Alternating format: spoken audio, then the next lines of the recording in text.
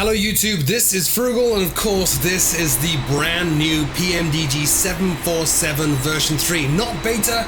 This is the release version since it got released earlier today. So about time I caught up on making videos, right? Sorry about that. Anyway, Pmdg 747 version 3. I seem to say this every single time Pmdg release a brand new aircraft. It is without doubt their most complex, most sophisticated and in-depth simulation ever, and that's absolutely true because every time Pmdg release a new aircraft, particularly on FSX and Prepared where they have a lot of experience, they tend to build on that previous experience and make things bigger and better, and also build in all the advances and wonderful discoveries they made in previous releases. Most notably in this 747 version 3, we have a lot of technology built into the aircraft which you will be not familiar with, but which you will have seen in the 777. So better memory usage, better performance, better simulation of absolutely everything. Now this is a monster of a package. You have 7 versions of the 747-400, 5 different engine variations, 60 different liveries, and countless, myriad different combinations of equipment that you can put into the cockpit to fly this majestic beast, as well as over 1,000 or 2,000 pages of documentation. Where on earth do you start? Well, I actually would suggest the best place to go start is actually just go and fly it, and that's what we're going to do. We're going to do a pattern, a simple pattern. Now I did this some time ago on my very channel here with the 737, showing you how to do pattern work in the Poseidon variant, the Royal Navy, US Navy version of the 737. Going to do the same thing with the 747 because while this is an incredibly detailed and in-depth study systems simulation, which is to say, it's a study sim. You need to dedicate time to learn this and understand it, and the focus of it is of the systems of the 747 more than anything else. It also does have an incredibly detailed and in-depth and challenging flight model. It's actually pretty damn awesome. So we're going to go flying. I'm going to set this thing up to go flying and show you the quickest way to get in the air, but to do things as realistically as a non-pilot desktop jockey like me can possibly do them. So I'm using chase plane, by the way. I ditched EasyDock. I'll go into that in another video. But this is chase plane. So I'm going to go down here to the CDU. And the first thing we want to do is actually go in here and set this thing up ready to do a fairly lightweight short circuit. So FS actions, fuel, and we'll set this up for short range. Now, having done that, there are monstrous fuel tanks on this beast, and we're not going to use all of them. So I'm going to go straight on up to the overhead, and I'm going to turn off the center tanks and probably the crossfeed. Now we can go back down to the CDU, and we can go ahead and go to the FMC section, and we'll go ahead setting this up to do circuits. Very, very simple to do. Not going to mess around with reference airport on Posinet, but we will set up a route. Now I'm at Sanford, which is my local international airport, so Kilo Sierra Foxtrot Bravo. We'll put that in as the origin. It is of course also the destination, and the runway that we will be using today is 09 left. Very simple and straightforward. Having done all of that, we will activate the route and execute. And now I'm actually going to go into departures and arrivals, and we're going to choose the arrival back into Sanford. It's going to be ILS 09 left. I'm not going to use a star or anything, so I don't really need to. But what I will do now is go into the legs page. I know that ALNAF is a really good final approach fix to get onto the runway. So if I make that the active waypoint at the top here, activate and execute, what you will see on the navigation display down here is an extended center line of the runway, which is exactly what we need. In fact, I'm going to put center mode on here, and there's the center line. So we're going to fly up here, do a left-hand pattern, come all the way downwind, past ALNAV, and then turn back onto ALNAV, and that should position us well to land on 09 left. Very simple, very straightforward. Going to set the barometric altitude, or barometric pressure I should say, by pressing the B key. Again, keeping things very simple. And I'm going to go ahead and look down here now and set all this up. Now, unlike the 737, I can't actually find the keys. Unlike the 737, the auto brakes are not up here, they're down here. But you can put them up there. There are more than 40 pages of configuration options within this CDU down here to customize absolutely everything, including moving that button. But I'm going to leave it down here, and we'll put this onto RTO. We'll make sure the transponder is on, which it currently is. Then we'll go on up to the overhead, and the lights will turn on. The outboard and the inboard landing lights will leave the taxi lights off. Beacon can go both. Navigation lights on, strobe lights on. Now we'll go down to the MCP, and we'll make sure that the flight directors are on. or a throttle is armed. Now we can't actually set any of this up because we don't have the V-speeds, but that is why I started to set up a root and legs down the bottom on the CDU. So we'll continue with that. Press init ref. The zero fuel weight we can enter by clicking this LSK twice. The reserve fuel doesn't really matter. We're going to have way over the reserve fuel when we land, so we'll put in 5. Cost index doesn't matter. We're not going to be cruising properly, so we'll put in 25. And our cruise altitude today is just 1,500 feet, which is pattern altitude here in Sanford. Let's go on to thrust limits. We will of course do a derated takeoff. We want to save our engines for as long as possible between maintenance, and then we'll click on the takeoff page. It will be a flaps 10 takeoff today. And I will click on the trim center of gravity button to get the center of gravity, feed that in, and now I have my V-speeds 134, 144, 159 and my trim of 6. So we'll just click on each of these V-speeds to set those up. 159 is the number that we want. So up here on the MCP we'll feed in 159, which is our minimum safe engine out climb. I think that's what that refers to. Our heading is 096. We'll set that up. Now I'm going to do this entire flight manually, not using the autopilot, but having the flight director available to guide you is extremely helpful and very realistic. That's what they would do in the real beast as well. So 1,500 feet. Now I know all my doors are closed and everything else, but just to show you what that all looks like, let me go back on over here. We'll turn on the doors to not take down the bottom doors. And we can check all the doors are armed and closed and everything is lovely. Have a full set of working synoptics down the bottom here. Clicking electrical will show me the electrical systems. Clicking fuel shows me the fuel systems, ECS,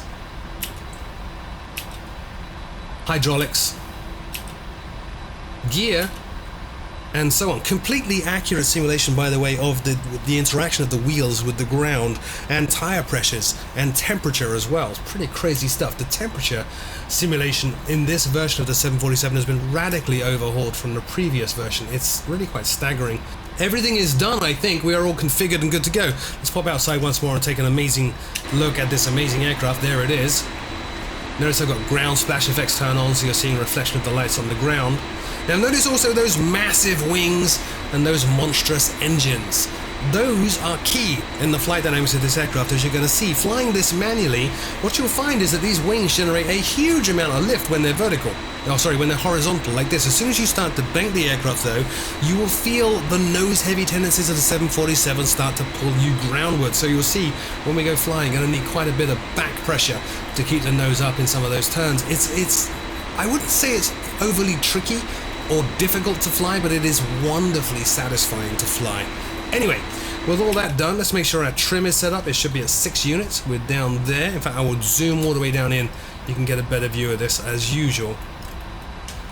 Wonderful attention to detail in the modeling, and the texture is absolutely beautiful. We are on 6 units. That's the default. I'm going to put that yoke out of the way, and we are now good to go. So, without further ado, I'm going to make sure all my levers are where they should be. They're not. We didn't have the flaps down to flaps 10, so I'm going to move my flap lever now. We'll watch those come down. If we pop it outside, you'll see them come down, and again, realistic animations and realistic delays. They take a long time to extend, those mighty flaps underneath the wings. So don't press the keys or move your levers thinking it's going to be instant, because it absolutely isn't. You can see them here, barely moving. Look. See them? Oh, a bit of turbulence there from the engines. Thanks, chase plane. Still extending, still extending. Absolutely crazy. Which is to say, this is actually a key aspect, I think, or from my discoveries at least, I've found this to be a key aspect. I hadn't flown the 747 in a simulator prior to this 747, incidentally. And I found that while it's actually quite an intimidating aircraft because of its size and its power, it does pay to actually take your time and really prepare for what you're going to do because of things like that. That flaps, for example, can take such a very long time to configure.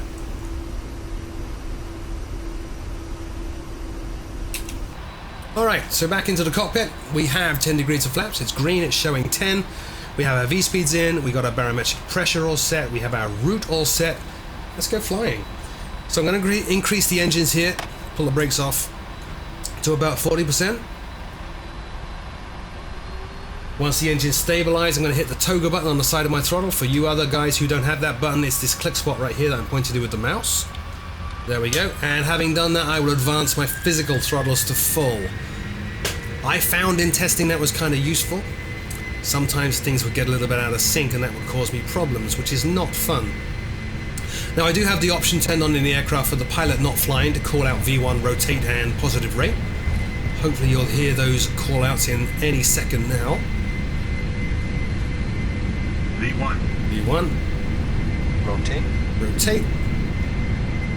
Pulling the big nose of this beast up. Positive rate. Positive rate, gear up. Now hold the magenta guides of the PFD here, the flight director, squarely centered. We're just going to climb it up to 1,500 feet. It's going to be pretty easy. But we will need to spend a bit of time trimming the aircraft. Now as we approach the acceleration altitude here, I'm going to bring the flaps up to 5. You can already see the speed is increased on the MCP. We've already gone over our 1,500 feet. I'm going to go flaps all the way up at this point, and I'm going to wind the speed back to about 205. And I'm going to trim nose down.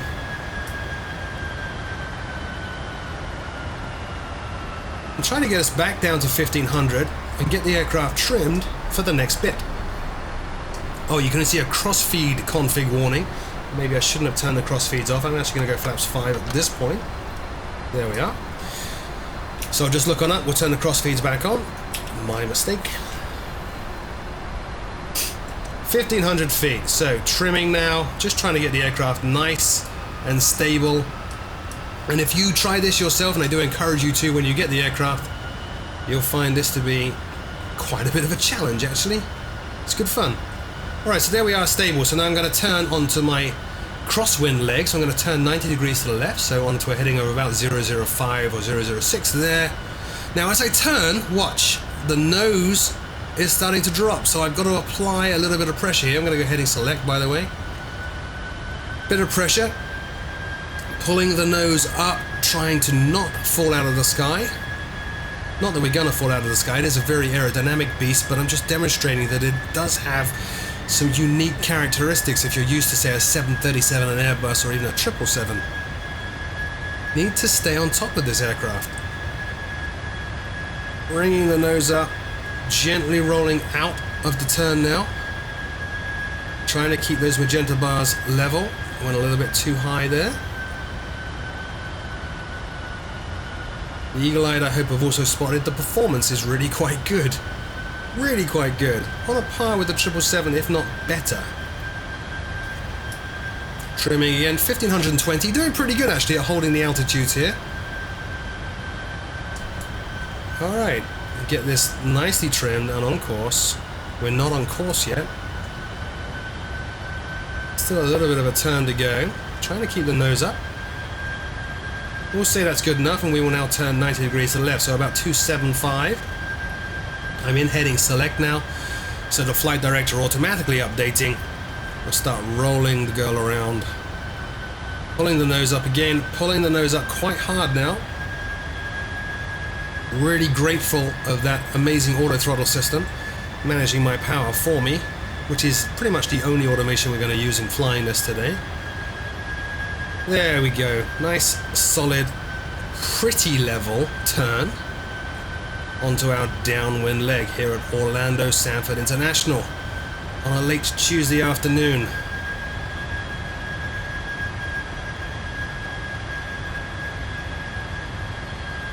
Now, having pulled the nose up, I've now overshot. And you'll find this as well when you're flying it. It can be tempting to really chase those needles of the flight director. Don't. Be fairly considered with your inputs. If you start chasing the needles, we will be slaloming all over the sky and porpoising up and down as well. There. And we should be good. So assuming we're good, we might actually be a little bit nose high. I am going to pop on down to the FMS and CDU down here because we can now click in at ref. There's our approach ref, our VREF is 152, we've got that. So we'll look on back here, we'll set an auto brake at level 2. We know our VREF, we know we're landing at flaps 30 as well now. we've got all that sorted out. Nothing left to do but to continue and enjoy the scenery and enjoy the sights of the Pmdg 747 version 3 in the air. Let me pop outside and show you.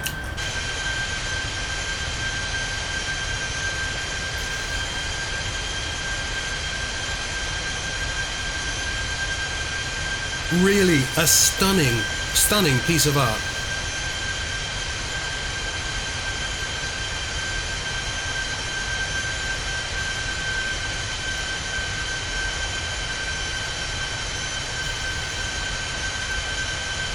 Anyway, enough. Back into the cockpit. Where are we? We're just about level with the midpoint of the runway. I can turn the view here and look, it's over there in the distance. There. And we're going to turn past Olnav. So here's where we are. Here's Olnav. We're going to go past it and then turn back onto it. We'll start bringing the speed down as well. And get the aircraft configured to land. Dropping a little bit on my altitude, but only 40 feet below. Now I've got the aircraft trimmed.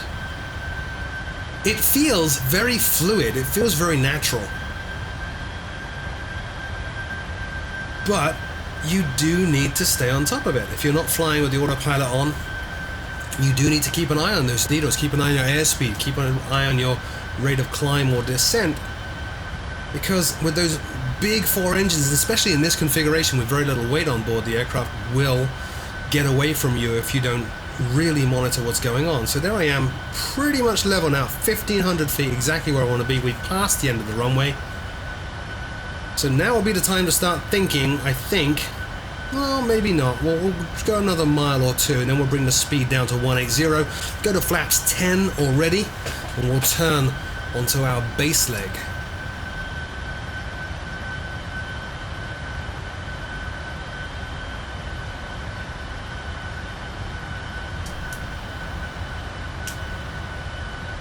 I really think this is the perfect way, by the way, to get familiar with the aircraft. Practice a pattern. Just do a simple pattern like this. Probably do it better than I am, but practice it and try to get it as by the numbers as you possibly can. Doing everything manually, it really gives you a feel for not only how the aircraft handles, but navigating around the cockpit and doing all the vital things you'll be wanting to do during a flight, like turning on and off the auto brakes, checking the CDU for vital information, managing the MCP, and so on. Alright, there's Olnav. Let's bring the speed down now to 180. As it drops down, we can go to flaps 10. Just going to let the speed come down.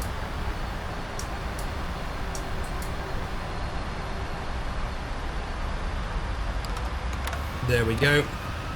Nose up, and we will start our 90-degree turn to the left, which is about heading 185. And then follow the needles once again. Now, I got quite a lot of drag hung out of the aircraft at this point, so I'm going to need to be really cautious with what I do with the pitch, so I don't just plummet groundwards, which is very possible.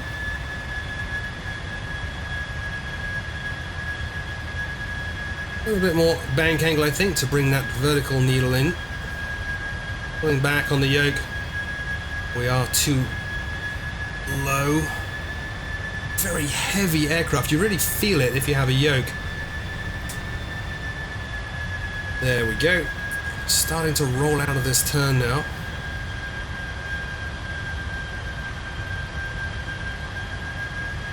Now here's a little trick. If you want to at this point, you can actually engage LNAV. Although you're not using the autopilot, the flight director needles will start guiding you on an LNAV intercept to that waypoint, in our case, OLNAV.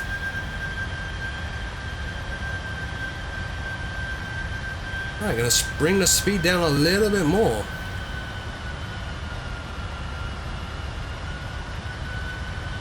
Now, because we did set an arrival runway and its ILS, the RadNav system of the FMS has kicked in. You can see the ILS is already there. The glide slope has not arrived just yet.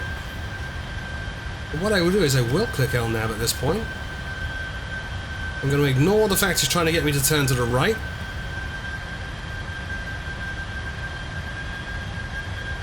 That needle will come back in a second.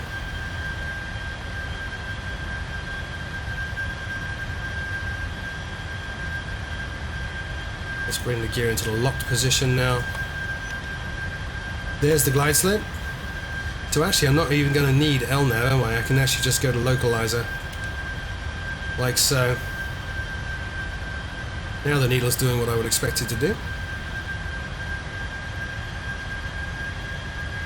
We're waiting for the glide slope now to come alive. Trying to keep us level still and manage this turn.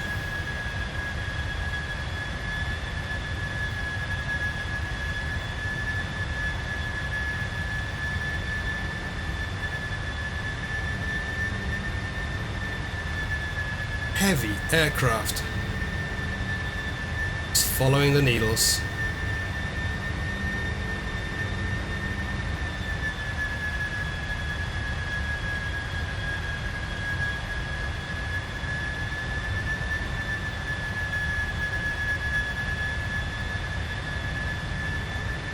There we are. A bit of a tailwind, but nothing crazy.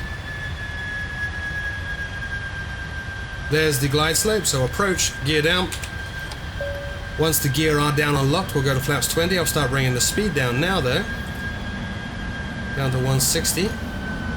Looking for the gear here to turn green.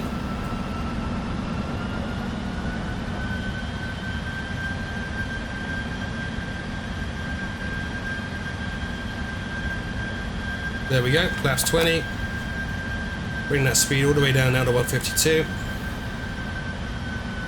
A little bit low. Flaps have come down to 20 now, so we'll go landing flaps, flaps 30. And start to bring the aircraft in.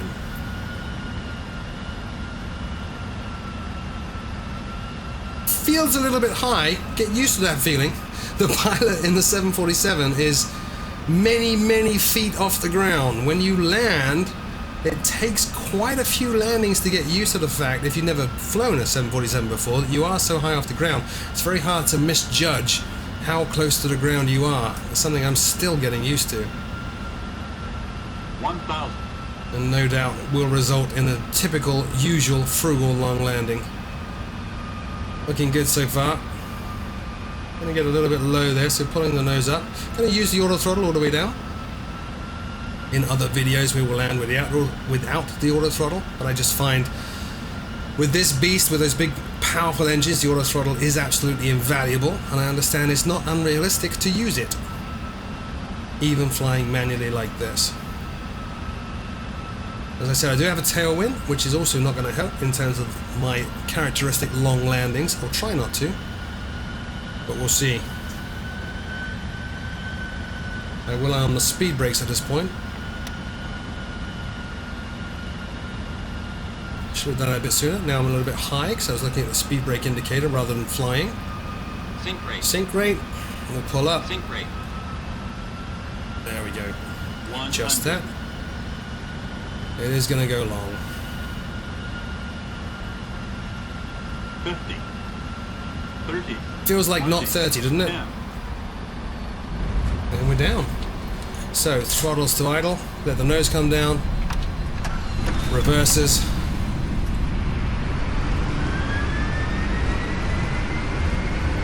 As the speed comes down, we'll double tap the brakes to turn the auto brake system off. I'm off the reversers now. And welcome to sunny Orlando Sanford International. Let's bring those flaps up. No need for them to be hanging out in the wind. And the speed brakes. That's it.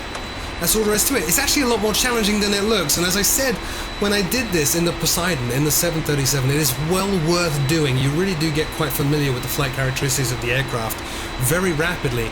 And it's good fun as well. It's a nice challenge. In the next video, we will be starting at long last to do the much demanded, long awaited, fully loaded flights. Until then though, my name is Frugal. Thank you so much for watching. Enjoy your 747 if you're a customer. If you're not, just enjoy this video and stay tuned for the next few. And I'll see you all very soon.